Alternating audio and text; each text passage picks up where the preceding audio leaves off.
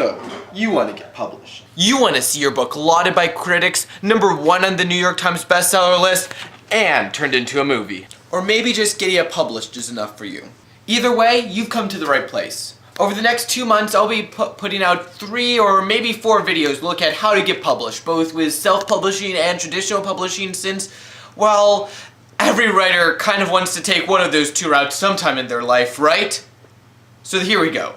How to get published in 3 easy steps. First off, what is a literary agent? A literary agent is someone that represents you and your book and tries to sell it to publishers. So you convince them to represent your book, they help you in editing it and refining it some. I mean, you still need to get it edited before you send it to them, but I digress. Then they send it to publishers and they get someone to publish your book. They get some percentage of the sales, and that's basically what they do. But of course, that leads to the inevitable question of why to get a literary agent. I mean, are they really just murderous leeches that are just sucking off of your money in exchange for just another step in the publishing process that doesn't do anything? No. Here's why. Suppose you send your novel to the publishers directly, which you can do, just to be clear about it. So your manuscript gets placed in the slush pile. Now, let me explain what the slush pile is. It is basically where all of your writer's nightmares come to life. You have mountains and mountains of pages of first chapters, grammar mistakes on the first pages, Twilight wannabes sending in their books, and, worst of all, people sending in their NaNoWriMo novels on December 1st. Here's the point. You do not want that novel of yours, that precious baby, to be going in the slush pile. Alright? This is what all the new people in the publishing industry are forced to go through, and it's awful.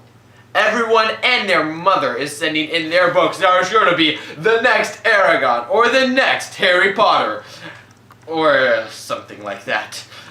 You can get published from the slush pile, but your chances are pretty slim. And here's the other reason that you want a literary agent. Legal documents. You know, the ones that read like the term and conditions document that everyone says they read, but no one actually does. Yeah, those things.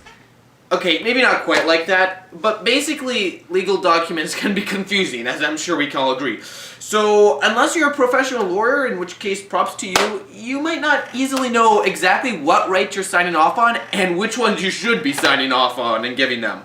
So you want a literary agent to help you navigate through this.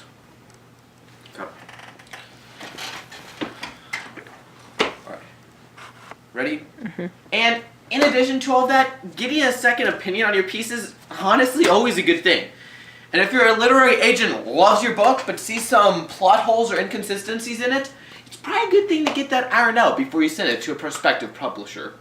So there we have it.